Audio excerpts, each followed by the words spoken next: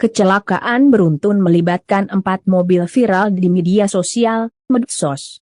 Insiden kecelakaan itu diduga terjadi di Jalan Raya BK8, Kecamatan Belitang, Kabupaten Oku Timur, Kamis, 6 Januari 2021.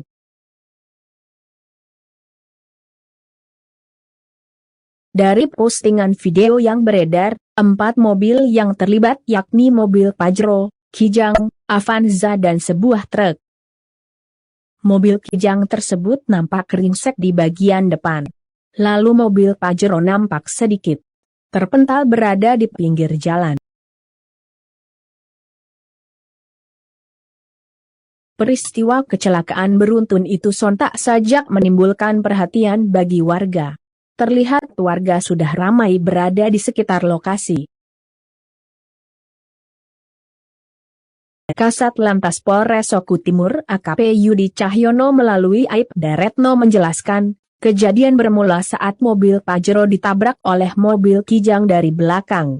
Kemudian ditabrak lagi oleh mobil Avanza dari belakang. Setelah itu mobil Avanza ditabrak oleh mobil truk dari belakangnya, ujar Aibda Retno, Kamis, 6 Januari 2022. Diketahui pada insiden tabrakan beruntun tersebut tidak ada korban jiwa, hanya kerugian material yang dialami oleh keempat pengendara.